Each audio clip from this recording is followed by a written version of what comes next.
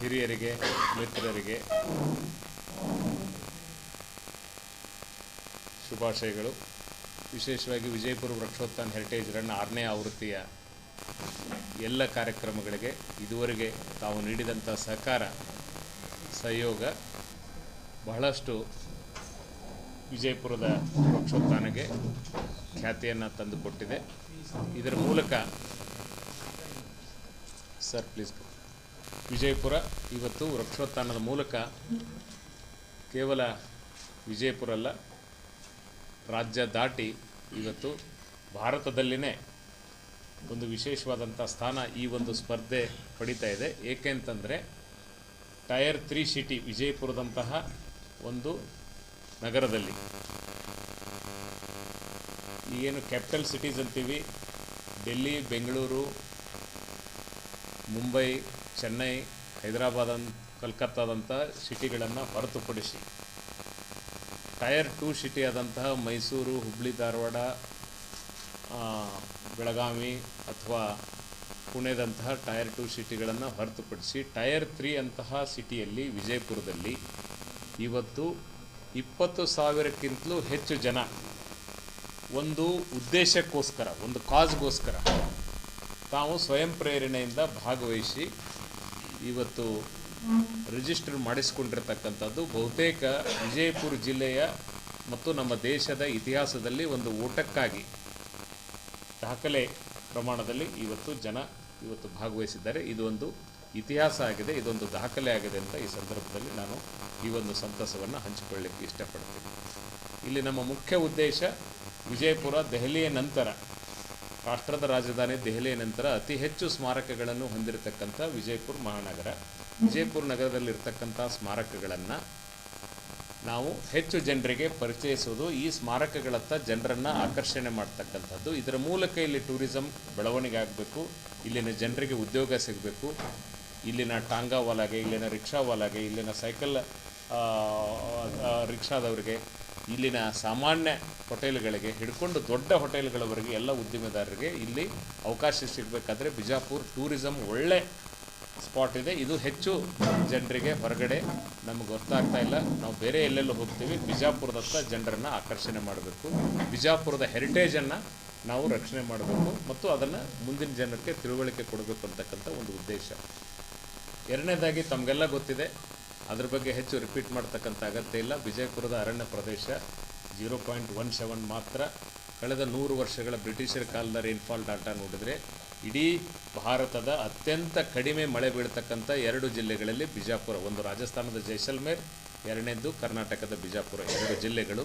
ಈ ಜಿಲ್ಲೆಗಳಲ್ಲಿ ಬಿಜಾಪುರದಲ್ಲಿ ಪಂಚನದಿಗಳ ಹಾಡು, ದಕ್ಷಿಣದ ಪಂಜಾಬ್ ಅಂತ ಕರೆದ್ರೂ ಸಹಿತ ನಾವು ಬರದ ನಾಡು ಅಂಥೇಳೇ ನಾವು ಹೇಳ್ತಾ ಇದ್ವಿ. ಇಂಥ ಬರದ ನಾಡು ಇತ್ತೀಚಿನ ದಿನಗಳಲ್ಲಿ ಇಲ್ಲಿನ ನೀರಾವರಿ ಪ್ರದೇಶ ಹೆಚ್ಚಳ ಆಗಬೇಕು, ಇಲ್ಲಿ ಅರಣ್ಯ ಪ್ರದೇಶ ಹೆಚ್ಚಳ ಆಗಬೇಕು ಅಂಥೇಳಿ ನಮ್ಮ ಸಚಿವರಾದಂಥ ಸನ್ಮಾನ್ಯ NB ಪಾಟೀಲ್ರು ಕಳೆದ 7-8 ವರ್ಷಗಳಿಂದ ಏನು ಸತತ ಪ್ರಯತ್ನ ಮಾಡಿದರು, ಅದರ ಫಲವಾಗಿ ನಾವು ವೃಕ್ಷೋತ್ಥಾನ ರನ್ ಆರಂಭ ಮಾಡಿದ್ವಿ. ಮೊದಲಿನ 3 ವರ್ಷಗಳ ಕಾಲ ನಾವು ನಡೆಸಿದ್ದೀವಿ. ನಂತರ ಕೋವಿಡ್ ಕಾರಣದಿಂದ ಸುಮಾರು 3 ವರ್ಷಗಳ ಕಾಲ ಅದು ನಿಂತು ಹೋಗಿತ್ತು. ಕೋವಿಡ್ ನಂತರ ಇದು 3ನೇ ಆವೃತ್ತಿಯನ್ನು ನಾವು ಮಾಡ್ತಾಯಿದ್ವಿ. ಈ 3ನೇ ಆವೃತ್ತಿಗೆ ನಮ್ಮ ವಿಜಯಪುರ ಸೈಕ್ಲಿಂಗ್ ಗ್ರೂಪ್ ಯಾವಾಗ ಇದಕ್ಕೆ ಜಾಯ್ನ್ ಆಯಿತು, ಕೋವಿಡ್ ಸಂದರ್ಭದಲ್ಲಿ ಆರಂಭಗೊಂಡಂಥ ವಿಜಯಪುರ ಸೈಕ್ಲಿಂಗ್ ಗ್ರೂಪ್ ಇವತ್ತು 3ನೇ ಆವೃತ್ತಿಯಲ್ಲಿ ಆರಂಭಗೊಂಡ ನಂತರ ಸ್ಟಾರ್ಟ್ ಮಾಡಿದ ನಂತರ ಒಂದೊಂದು ಆವೃತ್ತಿಗೂ ಸಹಿತ 5ನೇದ್ದು, 4 ಮತ್ತು 5 ಭಾಳ ಚೆನ್ನಾಗಿ ಯಶಸ್ವಿಯಾಗಿ ನಡೆದು ಈಗ 6ನೇದ್ದು ಇತಿಹಾಸದ ಒಂದು ದಾಖಲೆಯನ್ನು ಸೃಷ್ಟಿ ಮಾಡಲಿಕ್ಕೆ ಇವತ್ತು ನಡೀತಾ ಇದೆ. ಇದರ ಜೊತೆಗೆ ನಾವು ಹೇಳತಕ್ಕಂಥ ಮುಖ್ಯ ಉದ್ದೇಶ ಏನಂತಂದರೆ ವೃಕ್ಷೋತ್ಥಾನ ಇದು ಕೇವಲ ಒಂದು ಓಟ ಅಲ್ಲ. ಈ ಸಲ ನಾವು ವಿಶೇಷವಾಗಿ ಇದನ್ನು ಒಂದು ರಂಗಿನ ಸಾಂಸ್ಕೃತಿಕ ಓಟ ಅಂಥೇಳಿ ವೃಕ್ಷೋತ್ಥಾನ ಈ ಸಲ ಆಚರಣೆ ಮಾಡ್ತಾಯಿದ್ವಿ. ಇದು ಬರೀ ಓಟವಲ್ಲ, ಇಡೀ ಈ ನಮ್ಮ ಭಾಗದ ಸಂಸ್ಕೃತಿಯ ಅನಾವರಣ ಈ ಓಟದ ಮೂಲಕ ಆಗ್ತಾ ಇದೆ. ಕೇವಲ ಓಟ ಅಂದರೆ ಓಟಗಾರರು ಓಡೋದು ಅಷ್ಟೇ ಅಲ್ಲ, 21,000 ಜನ ಇವತ್ತು ರಿಜಿಸ್ಟ್ರೇಷನ್ ಮಾಡಿದ್ದಾರೆ. ಆ 21,000 ಜನ ಬಂದು ಓಡಬೇಕು ಅಂತಕ್ಕಂಥದ್ದು. ಯಾಕಂದರೆ ರಿಜಿಸ್ಟ್ರೇಷನ್ ಮಾಡಿ ಚಳಿ ಇದೆ ಅಂತ ಮನೆಯಲ್ಲಿ ಕೂತ್ಕೊಂಡ್ರೆ ಆಗೋದಿಲ್ಲ.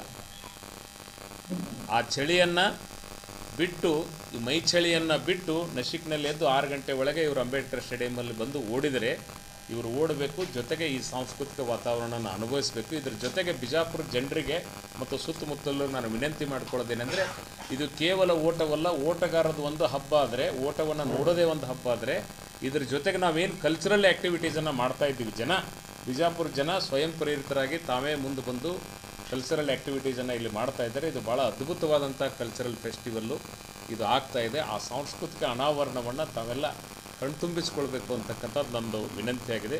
ಮುಖ್ಯವಾಗಿ ನಾವು ಅಂಬೇಡ್ಕರ್ ಸ್ಟೇಡಿಯಂನ ಒಳ ಆವರಣದಲ್ಲಿ ಬೆಳಗ್ಗೆ 5 ಗಂಟೆಯಿಂದನೇ ಪುಣೆಯ ಒಬ್ಬ ಪ್ರಖ್ಯಾತ ಕಲಾವಿದೆ ಆಸ್ಟಿನ್ ಅಂತಕ್ಕಂಥಕ್ಕೆ ಆಸ್ಟಿನ್ ಅವರಿಂದ ಒಂದು ಜುಂಬಾ ನೃತ್ಯ ಅಂದರೆ ಓಟಗಾರರಿಗೆ ಪ್ರೇರಣೆ ಕೊಡ್ತಕ್ಕಂಥ ಒಂದು ನೃತ್ಯ ಬೆಳಗ್ಗೆ 5 ಗಂಟೆಯಿಂದನೇ ಅದು ಇದೆ. ಅದರ ನಂತರ 6 ಗಂಟೆಗೆ ನಮ್ಮದೇನು ಆರಂಭ ಆಗ್ತದೆ, ನಮ್ಮ ಓಟ ಆರಂಭ ಆಗ್ತಕ್ಕಂಥ ಸಂದರ್ಭದೊಳಗೆ ಅನಿಲ್ ಧಾರವಾಡ್ಕರ್ ಅವರು ಹಾಗೂ ಶ್ರೀಕಾಂತ್ ಮಂತ್ರಿಯವರು ಕಲಾವಿದರಿಂದ ಕಹಳೆ ವಾದನ ಅಂದರೆ ನಮ್ಮ ಬಿಜಾಪುರದ ಸಾಂಸ್ಕೃತಿಕ ಕಹಳೆ ಏನಿದೆ, ಎರಡೂ ಕಡೆ ಓಟಗಾರರಿಗೆ ಸ್ಫೂರ್ತಿ ತುಂಬಲಿಕ್ಕೆ ಕಹಳೆಯನ್ನು ಅವರು ಊದ್ತಾರೆ. ಅದೇ ರೀತಿ ಕನ್ನಡ ಮತ್ತು ಸಂಸ್ಕೃತಿ ಇಲಾಖೆಯಿಂದ ಆ ಕನಕದಾಸ ವೃತ್ತದಲ್ಲಿ 14 ಕಲಾವಿದರು ಗೊಂಬೆ ಕುಣಿತ, ಈ ಓಟಗಾರರಿಗೆ ಹುರಿದುಂಬಿಸಲಿಕ್ಕೆ ದೊಡ್ಡದಾದಂಥ ಗೊಂಬೆ ಕುಣಿತ 14 ಕಲಾವಿದರು ಮಾಡ್ತಾರೆ. ಆಸರ್ ಮಹಲದ ಮುಂಭಾಗದಲ್ಲಿ ಅಲ್ಲೇ 40 ವಿದ್ಯಾರ್ಥಿನಿಯರು ಮಹಿಳಾ ವಿಶ್ವವಿದ್ಯಾಲಯ ಅಕ್ಕಮಹಾದೇವಿ ಮಹಿಳಾ ವಿಶ್ವವಿದ್ಯಾಲಯದ 40 ವಿದ್ಯಾರ್ಥಿನಿಯರು ಬ್ಯಾಂಡ್ ಮೂಲಕ ಸ್ವಾಗತವನ್ನು ಮಾಡ್ತಾರೆ. ಮುಂದೆ ದರ್ಬಾರ್ ಹೈಸ್ಕೂಲ್ ಮುಂಭಾಗದಲ್ಲಿ ಪರಿಸರ ಪ್ರೇಮಿಯಾದಂಥ ಸನ್ನಿ ಗವಿಮಠ ಅವರು 14 ಯುವತಿಯರಿಂದ ಚೇರಪ್ ನೃತ್ಯವನ್ನು ಅವರು ಮಾಡ್ತಾರೆ. ನಂತರ ಕಲ್ಯಾಣ್ ಶೆಟ್ಟಿ ವೃತ್ತ ಅಲ್ಲಿ ಡಾಕ್ಟರ್ ಶಂಕರಗೌಡ ಪಾಟೀಲ್ ಕಣಮಡಿ ಅವರು 10 ಜನರ ಕಲಾವಿದರ ಒಂದು ತಾಶಾವಾದನ ಬ್ಯಾಂಜೋ ವಾದನವನ್ನು ಅವರು ಮಾಡ್ತಾರೆ. ಗೋಲ್ ಗುಂಬಜ್ ಆವರಣ, ಬಿಜಾಪುರದ ಇತಿಹಾಸ ಪ್ರಸಿದ್ಧ ಗೋಲ್ ಗುಂಬಜ್, ಇವತ್ತು ನಮ್ಮ ವೃಕ್ಷೋತ್ಥಾನದ ಒಂದು ಥೀಮ್ ಕೂಡ ನಾವು ಗೋಲ್ ಗುಂಬಜನ್ನು ಇಟ್ಕೊಂಡಿದ್ದೀವಿ. ಗೋಲ್ ಗುಂಬಜು ಇವತ್ತು ದೇಶ ವಿದೇಶಗಳಿಂದ ಜನರ ಗಮನ ಸೆಳೆತಕ್ಕಂಥದ್ದು. ಸೊ ಗೋಲ್ ಗುಂಬಜ್ ಕ್ಯಾಂಪಸ್ನಲ್ಲಿ ಭಾಳ ವಿಭಿನ್ನವಾಗಿ ಈ ಒಂದು ವೃಕ್ಷೋತ್ಥಾನ ಓಟ ಇರಬೇಕು ಅನ್ನೋ ಕಾರಣಕ್ಕೆ ನಮ್ಮ ಮಹಾನಗರ ಪಾಲಿಕೆಯ ಸದಸ್ಯರು ಮತ್ತು ಹಿಂದಿನ ಉಪಮಹಾಪೌರರಾದಂಥ ದಿನೇಶ್ ಹಳ್ಳಿಯವರು ಕೇರಳದ 35 ಜನ ಮಹಿಳಾ ಕಲಾವಿದರನ್ನು ಕರೆಸಿಕೊಂಡು ಅವರಿಂದ ಶೃಂಗಾರ ನೃತ್ಯ, ಒಂದು ರೀತಿಯ ಬೇರೆ ಬೇರೆ ಡಿಸೈನ್ಗಳಲ್ಲಿ ಶೃಂಗಾರ ನೃತ್ಯವನ್ನು ಅವರು ಏರ್ಪಾಡು ಮಾಡಿದ್ದಾರೆ. ಅದರ ಜೊತೆಗೆ ಫ್ಲವರ್ ಡ್ಯಾನ್ಸನ್ನು ಕೂಡ ಅವರು ಆರ್ಗನೈಸ್ ಮಾಡಿದ್ದಾರೆ.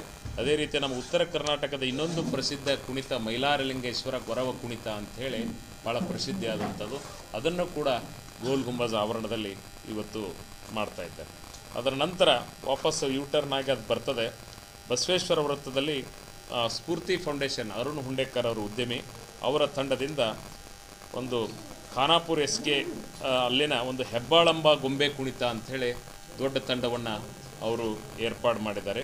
ಅದೇ ರೀತಿ ಕೊಣ್ಣೂರಿನ ಧಾರವಾಡ ಜಿಲ್ಲೆಯ ಕೊಣ್ಣೂರಿನ ರಾಯಣ್ಣ ಮಹಿಳಾ ಕಲಾ ತಂಡ, ಡೊಳ್ಳಿನ ತಂಡ, ಇದೊಂದು ಪ್ರದರ್ಶನ ದೊಡ್ಡ ಪ್ರಮಾಣದಲ್ಲಿ ಇದು ಬಸವೇಶ್ವರ ವೃತ್ತದಲ್ಲಿ ಆಗ್ತದೆ. ಸೊ ನೀವು ಸ್ಟೇಡಿಯಂನಿಂದ ಓಟ ಆರಂಭ ಮಾಡಿದರೆ ಕಂಪ್ಲೀಟ್ ಬಸವೇಶ್ವರ ವೃತ್ತದವರೆಗೆ ಎಡ ಮತ್ತು ಬಲ ಬದಿಯಲ್ಲಿ ಇಡೀ ಬಿಜಾಪುರದ ಮತ್ತು ನಮ್ಮ ಕರ್ನಾಟಕದ ಪಾಶ್ಚಾತ್ಯ ಶೈಲಿಯ, ಭಾರತೀಯ ಶೈಲಿಯ, ಜಾನಪದ ಶೈಲಿಯ, ಸ್ಥಳೀಯ ಎಲ್ಲ ರೀತಿಯ ಕಲಾ ಪ್ರಕಾರಗಳ ನೃತ್ಯ, ವಾದ್ಯಗಳು ಪ್ರದರ್ಶನ ಇದು ನಮಗೆ ದೊರೆಯುತ್ತದೆ. ಅದೇ ರೀತಿ ಮುಂದೆ ಗಾಂಧಿ ವೃತ್ತಕ್ಕೆ ಬಂದರೆ ಅನುಗ್ರಹ ಐ ಹಾಸ್ಪಿಟಲ್ ಡಾಕ್ಟರ್ ಪ್ರಭುಗೌಡ ಪಾಟೀಲ್ರು ಅವರು ಶಿರ್ಸಿಯ ಸ್ಮಾರ್ಟ್ ಡ್ಯಾನ್ಸ್ ಅಕಾಡೆಮಿ ಅಂಥೇಳಿ ಅವರ 10 ಕಲಾವಿದರಿಂದ ಒಂದು ಚೇರಪ್ ನೃತ್ಯವನ್ನು ಮಾಡಿದ್ದಾರೆ. 5 ಕಿಲೋಮೀಟ್ರು ಗಾಂಧಿ ವೃತ್ತದಿಂದ ಯೂ ಟರ್ನ್ ಆಗ್ತದೆ. ಸೊ ವಾಪಸ್ ಬರಬೇಕಾದ್ರೂ ಇದನ್ನು ಅವರು ನೋಡ್ತಾರೆ, ಅವರು ಸ್ಟೇಡಿಯಂಗೆ ಬಂದು ಎಂಡ್ ಆಗ್ತದೆ. 10 ಕಿಲೋಮೀಟರ್ದವ್ರು ಮುಂದೆ ಹೋಗ್ತಾರೆ. ಅವರು ಶಿವಾಜಿ ವೃತ್ತದಲ್ಲಿ ಉಮೇಶ್ ವಂದಾಲ್ ಅವರು ಶ್ರೀ ರಾಮನವಮಿ ಉತ್ಸವ ಸಮಿತಿ ಅವರು ಕಲಾವಿದರಿಂದ ಹಲಿಗೆ ವಾದನ, ಸ್ಥಳೀಯ ವಿಜಯಪುರದ ಹಲಿಗೆ ವಾದನವನ್ನು ಅವರು ಏರ್ಪಾಡು ಮಾಡಿದ್ದಾರೆ. ಅದರ ಜೊತೆಗೆ ವಾಟರ್ ಟ್ಯಾಂಕ್ ಸರ್ಕಲ್ ಏನಿದೆ ಅಲ್ಲಿ AP ಗ್ರೂಪ್ ಅಪ್ಪು ಪಟ್ಟಣ ಶೆಟ್ಟರು ಹಾಗೂ ಅವರ ಅಭಿಮಾನಿಗಳು ಅಲ್ಲಿ 10 ಕಲಾವಿದರಿಂದ ಚೇರಪ್ ನೃತ್ಯವನ್ನು ಅಲ್ಲಿ ಇಟ್ಕೊಂಡಿದ್ದಾರೆ. ಅದರ ಜೊತೆಗೆ ಇಬ್ರಾಹಿಂ ರೋಜಾ ಮುಂಭಾಗದಲ್ಲಿ ಅಲ್ಲಿನ ಇಬ್ರಾಹಿಂ ರೋಜಾ ಈದ್ಗಾ ಸಮಿತಿಯಿಂದ ಹಂಸಧ್ವನಿ 8 ಕಲಾವಿದರಿಂದ ಗಿಟಾರ್ ವಾದನ ಹಾಗೂ ದೇಶಭಕ್ತಿ ಗೀತೆಗಳನ್ನು ಇಟ್ಟುಕೊಂಡಿದ್ದಾರೆ. ಅದು ಯಾವ ರೀತಿ ಅಂತಂದರೆ ಇಬ್ರಾಹಿಂ ರೋಜಾ ಹಿಂದುಗಡೆ ಕಾಣಿಸ್ತದೆ, ಇಬ್ರಾಹಿಂ ರೋಜಾದ ಸ್ಟೆಪ್ಸ್ ಹತ್ತಿರನೇ ಮುಂಭಾಗದಲ್ಲಿ ಪ್ಲ್ಯಾಟ್ಫಾರ್ಮ್ ಹಾಕ್ಕೊಂಡು ಲೈವ್ ಗಿಟಾರನ್ನು ನುಡಿಸ್ತಕ್ಕಂಥದ್ದು. ಅದು ಒಂದು ರೀತಿ ವಿಶೇಷವಾಗಿ ನಮ್ಮ ವಿಜಯಪುರದ ಒಂದು ಐತಿಹಾಸಿಕ ಆ ಸ್ಥಾನವನ್ನು, ಪ್ರವಾಸಿ ಸ್ಥಾನವನ್ನು ಜನರಿಗೆ ಬಿಂಬಿಸಲಿಕ್ಕೆ ಭಾಳ ಒಂದು ಒಳ್ಳೆಯ ಕಾನ್ಸೆಪ್ಟಲ್ಲಿ ಅವರು ಮಾಡ್ತಾಯಿದ್ದಾರೆ. ಅದ್ರ ಜೊತೆಗೆ ದೇಶಭಕ್ತಿ ಗೀತೆಗಳನ್ನು ಕೂಡ ಅವರು ಇದನ್ನು ಮಾಡ್ತಾರೆ. 10 ಕಿಲೋಮೀಟ್ರ್ ಇಬ್ರಾಹಿಂ ರೋಜಾದಿಂದ ವಾಪಸ್ಸು ವಾಟರ್ ಟ್ಯಾಂಕ್ ಕಡೆಯಿಂದ ಕೆಳಗಡೆ ಗಾಂಧಿ ವೃತ್ತದ ಕಡೆ ಬರ್ತದೆ. 21 ಕಿಲೋಮೀಟ್ರದವರು ಇಬ್ರಾಹಿಂ ರೋಜಾದಿಂದ ಟುವರ್ಡ್ಸ್ ಸೈನಿಕ್ ಸ್ಕೂಲ್ ಅವರು ಮುಂದುವರಿತಾರೆ. ಸೈನಿಕ್ ಸ್ಕೂಲ್ ಹೋಗಿ ಅಲ್ಲಿ 2ನೇ ಗೇಟ್ನಿಂದ ಒಳಗಡೆ ಹೋಗಿ 1ನೇ ಗೇಟಿಂದ ಹೊರಗಡೆ ಬರ್ತಾರೆ. ಸೈನಿಕ್ ಸ್ಕೂಲ್ ಕ್ಯಾಂಪಸ್ಸಲ್ಲಿ ಕೂಡ ಅಲ್ಲಿ ಮಕ್ಕಳಿಂದ ದೇಶಭಕ್ತಿಯ ಒಂದು ಗೀತೆಗಳನ್ನು, ದೇಶದ ಕುರಿತಾದಂತಹ ಒಂದು ವಿಶೇಷವಾದಂಥ ಗೀತೆಗಳ ಅಲ್ಲಿ ಗಾಯನ ಆಗಲಿದೆ. ಅದರ ಜೊತೆಗೆ ವಾಪಸ್ಸು ವಾಟರ್ ಟ್ಯಾಂಕ್ದಿಂದ BM ಪಾಟೀಲ್ ರೋಡ್, ಇದು ಸೊಲ್ಲಾಪುರ ರೋಡಿಗೆ ನಾವೇನು ಬರ್ತೀವಿ, ಸವಿ ವಾಟರ್ಸ್ ಅವರು, ಸೋಮು ಜೇವೂರವರು ಅವರು 10 ಕಲಾವಿದರ ಒಂದು ಬ್ಯಾಂಜೆ ವಾದನ ಮತ್ತು ಪುಷ್ಪಗಳ ಮೂಲಕ, ಯಾಕಂದರೆ 21 ಕಿಲೋಮೀಟ್ರ್ ಓಡೋರಿಗೆ ಅಷ್ಟೊತ್ತಿಗೆ ಅಲ್ಲಿ 14-15 ಕಿಲೋಮೀಟ್ರ್ ಆಗಿರ್ತದೆ, ಸ್ವಲ್ಪ ಟಯರ್ಡ್ ಆಗಿರ್ತಾರೆ. ಅವರಿಗೆ ಚೇರಪ್ ಮಾಡೋ ಸಲುವಾಗಿ ಅವ್ರಿಗೆ ವಿಶೇಷವಾಗಿ ಪುಷ್ಪಗಳ ವೃಷ್ಟಿಯನ್ನು ಮಾಡಿ ಅವರನ್ನು ಓಟಕ್ಕೆ ಪ್ರೇರಣೆಯನ್ನು ಕೊಡ್ತಾರೆ. ನಂತರ ಅದು ಇದಕ್ಕೆ ನಮ್ಮ ಬಂಜಾರ ಕ್ರಾಸಿಗೆ ಬರ್ತದೆ. ಅಲ್ಲಿ ಬಾಬಾ ಸ್ಟೀಲ್ ಮತ್ತು ಓಮ್ ಟ್ರೇಡರ್ಸ್ ಅಂಥೇಳಿ ನಮ್ಮ ಬಾಬು ಚವ್ಹಾಣ್ ಅಂಥೇಳಿ ನಮ್ಮ ಸ್ನೇಹಿತರು, ಅವರು 14 ಜನ ಮಹಿಳಾ ಕಲಾವಿದರು ಈ ಬಂಜಾರ ನೃತ್ಯ, ನಮ್ಮ ಬಿಜಾಪುರದ ಟ್ರೆಡಿಷನ್ ಬಂಜಾರ ನೃತ್ಯವನ್ನು ಅವರು ಪ್ರದರ್ಶನ ಮಾಡ್ತಾಯಿದ್ದಾರೆ. ಬಂಜಾರ ಕ್ರಾಸಿಂದ ಟರ್ನ್ ಆಗಿ BLD ಈ ಕ್ಯಾಂಪಸ್ನಲ್ಲಿ ಬರ್ತದೆ. ಈ BLD ಕ್ಯಾಂಪಸ್ಸಲ್ಲಿ ಕೂಡ ನಾವು ರಂಗುರಂಗಿನ ರಂಗೋಲಿಯ ಮೂಲಕ ಎಲ್ಲ ಓಟಗಾರರಿಗೆ ಸ್ವಾಗತವನ್ನು ಮಾಡ್ತೇವೆ. ಮತ್ತು ಇಲ್ಲಿನ ವೈದ್ಯಕೀಯ ವಿದ್ಯಾರ್ಥಿಗಳು ಚೇರಪ್ ನೃತ್ಯವನ್ನು ಇಲ್ಲಿ ವಿಶೇಷವಾಗಿ ಪ್ರದರ್ಶನವನ್ನು ಮಾಡ್ತಾರೆ. ಇಲ್ಲಿಂದ ವಾಪಸ್ಸು ಹೊರಗಡೆ ಬಂದು, ಹಾಸ್ಪಿಟಲ್ ಹತ್ರ ಹೊರಗಡೆ ಬಂದು ಟುವರ್ಡ್ಸ್ ಇಂಜಿನಿಯರಿಂಗ್ ಕಾಲೇಜು ಈ 21 ಕಿಲೋಮೀಟ್ರ್ ಹೋಗ್ತದೆ. ಅಲ್ಲಿ ಹ್ಯಾಪಿ ಕೇಕ್ ತುಷಾರ್ ಗ್ರೂಪ್ ವತಿಯಿಂದ ಒಂದು DJ ಸೌಂಡ್ ಸಿಸ್ಟಮನ್ನು ವ್ಯವಸ್ಥೆ ಮಾಡಿ ಓಟಗಾರರಿಗೆ ಹುರಿದುಂಬಿಸ್ತಾರೆ. ನಂತರ ನಮ್ಮ ಓಟ ಜ್ಞಾನಯೋಗಾಶ್ರಮಕ್ಕೆ ಹೋಗ್ತದೆ. ಜ್ಞಾನಯೋಗಾಶ್ರಮದ ಮಲ್ಲಿಕಾರ್ಜುನ ಶ್ರೀಗಳ ಸಮಾಧಿ ಸುತ್ತ ಓಡಿ ವಾಪಸ್ ಬರಬೇಕಾದ್ರೆ ಅಲ್ಲಿ ಸಂತನೆಂದರೆ ಯಾರು ಅಂತಕ್ಕಂಥ ನಮ್ಮ ಸಿದ್ದೇಶ್ವರ ಸ್ವಾಮೀಜಿಯವರ ಕುರಿತು ವರ್ಣಿಸ್ತಕ್ಕಂಥ ಒಂದು ಗಾಯನವನ್ನು ಅದು ಧ್ವನಿ ಸುರುಳಿ ಅಲ್ಲಿ ಓಡ್ತಾ ಇರ್ತದೆ. ಅದನ್ನು ಮುಗಿಸ್ಕೊಂಡು ಟರ್ನ್ ಮಾಡಿ ವಾಪಸ್ ನಾವು ಇದೇ ರಸ್ತೆಯಲ್ಲಿ ವಾಪಸ್ ಬರ್ತೀವಿ. ಬಂದಾಗ ಸಿದ್ದೇಶ್ವರ ಪೆಟ್ರೋಲಿಯಂ ಸಚಿನ್ ಕಲ್ಲೂರ್ ಅವರು 6 ಜನ ಕಲಾವಿದರ ನವಿಲು ಕುಣಿತವನ್ನು ಈ ಸಿದ್ದೇಶ್ವರ ಪೆಟ್ರೋಲಿಯಂ ಹತ್ರ ಅಶ್ವಿನಿ ಹಾಸ್ಪಿಟಲ್ ಕಾರ್ನರ್ಗೆ ಅವರ ಪೆಟ್ರೋಲ್ ಪಂಪ್ ಇದೆ, ಕಲ್ಲೂರು ಪೆಟ್ರೋಲ್ ಪಂಪು, ಅಲ್ಲಿ ವ್ಯವಸ್ಥೆಯನ್ನು ಮಾಡಿದ್ದಾರೆ. ಅದರ ನಂತರ ಸಿದ್ದೇಶ್ವರ ದೇವಸ್ಥಾನದ ಎದುರಿಗೆ, ಐತಿಹಾಸಿಕ ಪ್ರಸಿದ್ಧ ಸಿದ್ದೇಶ್ವರ ದೇವಸ್ಥಾನದ ಎದುರಿಗೆ ಸಿದ್ದೇಶ್ವರ ಸಹಕಾರಿ ಬ್ಯಾಂಕಿನ ಆಡಳಿತ ಮಂಡಳಿಯರು ರವೀಂದ್ರ ಬಿಜ್ಜರ್ಗಿ ಅವರ ಅಧ್ಯಕ್ಷರು ಮತ್ತು ಆಡಳಿತ ಮಂಡಳಿಯರು 10 ಕಲಾವಿದರ ಒಂದು ಡೊಳ್ಳು ಕುಣಿತವನ್ನು ಸಿದ್ದೇಶ್ವರ ದೇವಸ್ಥಾನದಲ್ಲಿ ಏರ್ಪಾಡು ಮಾಡಿದ್ದಾರೆ. ನಂತರ ನಾವು ಗಾಂಧಿ ವೃತ್ತಕ್ಕೆ ಹೋಗ್ತೀವಿ. ಸೇಮ್ ಗಾಂಧಿ ವೃತ್ತದಲ್ಲಿ ಮೊದಲೇನು ನಡೆದಿರ್ತದೆ ಅದು ಕಂಟಿನ್ಯೂ ಇರ್ತದೆ. ಬಸವೇಶ್ವರ ವೃತ್ತಕ್ಕೆ ಬರ್ತೀವಿ. ಬಸವೇಶ್ವರ ವೃತ್ತದಲ್ಲಿ ಅದು ಕಂಟಿನ್ಯೂ ಇರ್ತದೆ. ನಂತರ ರನ್ನು ಬಾರಾಕಮಾನ್ದಲ್ಲಿ ಒಳಗಡೆ ಹೋಗಿ ಟರ್ನ್ ಆಗ್ತದೆ. ಹೋದ ಸಲ ಏನಿತ್ತು, ಬಾರಾಕಮಾನ್ಗೆ ಬರಬೇಕಾದ್ರೆ ಬಾರಾಕಮಾನ್ ಹೋಗ್ತಿದ್ರು. ಈಗ ಸಲ ವಾಪಸ್ ಹೋಗಬೇಕಾದ್ರೆ ಬಾರಾಕಮಾನ್ ಹೋಗಿ ಬಾರಾಕಮಾನ್ ಟರ್ನ್ ಮಾಡಿಕೊಂಡು ವಾಪಸ್ ನಾವು ಸ್ಟೇಡಿಯಂಗೆ ಹೋಗ್ತೀವಿ. ಬಾರಾಕಮಾನ್ದಲ್ಲಿ 5 ಕಲಾವಿದರಿಂದ ಕೊಳಲು ವಾದನವನ್ನು, ಬಾರಾಕಮಾನದ ಕಟ್ಟೆಯ ಮೇಲೆ ಕೂತ್ಕೊಂಡು ಅದರ ಹಿಂಭಾಗದಲ್ಲಿ ಬಾರಾಕಮಾನ್ ಇರ್ತದೆ.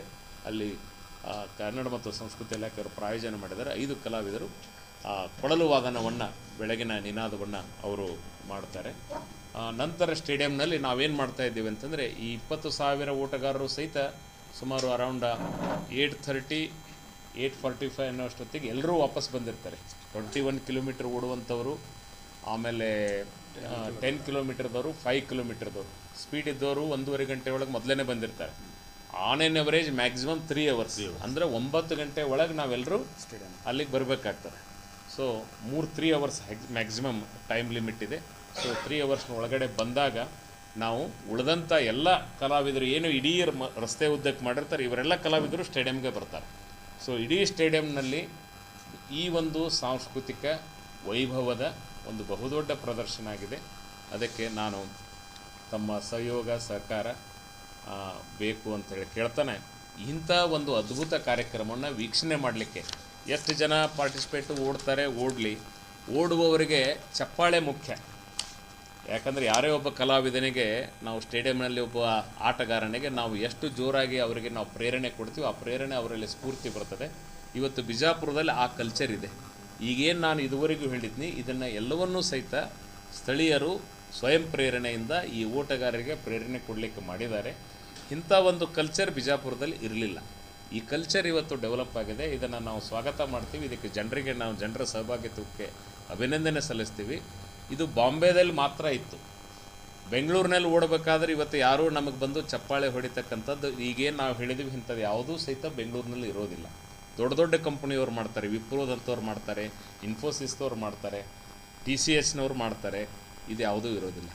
ಇತ್ತೀಚೆಗೆ ನಾವು ಡೆಲ್ಲಿಯಲ್ಲಿ ನಮ್ಮ ಎಲ್ಲ ಸ್ನೇಹಿತರು ಹೋಗಿದ್ದೀವಿ, ಡೆಲ್ಲಿಯಲ್ಲಿ ಕೂಡ ಈ ಕಲ್ಚರ್ ಇಲ್ಲ.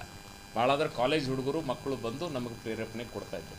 ಆದರೆ ಬಾಂಬೆ ಎಲ್ಲ ಏರಿಯಾಗಳಲ್ಲಿ ನಾವು ಎಸ್ಪೆಷಲಿ ಈ ಬೀಚ್ ದಂಡೆಗೆ ಮತ್ತು ಅಂಬಾನಿಯವರು ಮಂಗೇಶ್ಕರ್ ಅವರ ಮನೆ ಇರ್ತಕ್ಕಂಥ ಅವರ ಏರಿಯಾದಲ್ಲೇ ಆರ್ಥರ್ ರೋಡಲ್ಲೇ ಈ ನಮ್ಮ ರನ್ ಹೋಗ್ತದೆ. 42 ಕಿಲೋಮೀಟ್ರದ್ದು 21 ಕಿಲೋಮೀಟ್ರದ್ದು.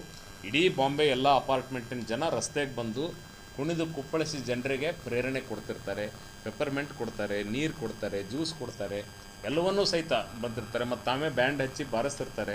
ಹಿಂಗೆ ಬಾಂಬೆದಲ್ಲಿ ಆ ಕಲ್ಚರ್ ಇತ್ತು. ಆ ಕಲ್ಚರ್ ಬಾಂಬೆ ಬಿಟ್ಟರೆ ಬೇರೆ ಕಡೆ ಇರಲಿಲ್ಲ. ಇವತ್ತು ಬಿಜಾಪುರದಲ್ಲಿ ನಾವು ಆ ಕಲ್ಚರನ್ನು ನೋಡ್ತಾ ಇದ್ವಿ. ಎಲ್ಲರೂ ಒಂದಾಗಿ ಒಗ್ಗಟ್ಟಾಗಿ ಇವನ್ನ ನಮಗೆ ರಸ್ತೆಯನ್ನು ಸ್ವಚ್ಛಗೊಳಿಸ್ತಕ್ಕಂಥ ಪೌರ ಕಾರ್ಮಿಕರು ಸಹಿತ ನಾಳೆ ರನ್ ಇದೆ ಅಂಥೇಳಿ ರಸ್ತೆಯನ್ನು ಸ್ವಚ್ಛಗೊಳಿಸಿ ಶೃಂಗಾರ ಮಾಡ್ತಾಯಿದ್ದಾರೆ. ಬಿಜಾಪುರ ಬಗ್ಗೆ ಜನರಲ್ಲಿ ಭಾವನೆ ಬದಲಾಗ್ತದೆ. ಬಿಜಾಪುರ ಬದಲಾಗ್ತದೆ. ಬಿಜಾಪುರ ಅಂತಂದರೆ ಮೊದಲೇನಿತ್ತು, ಒಂದು ಬಿಜಾಪುರ ಅಂದರೆ ನೀರಿಲ್ಲಾರ್ದೂರು, ಬಿಜಾಪುರ ಅಂದರೆ ಧೂಳಾಪುರ ಅಂತಿತ್ತು. ನಿಮಗೆ ಗೊತ್ತಿರ್ಬೋದು, ನಾವು ಲಾಸ್ಟ್ ಇಯರ್ ಬಿಟ್ಟು ಅದರ ಹಿಂದಿನ ವರ್ಷ ಬಿಜಾಪುರದಲ್ಲಿ ಓಡಬೇಕಾದ್ರೆ ಅಥಣಿ ರೋಡಲ್ಲಿ ಓಡ್ತಾಯಿದ್ವಿ.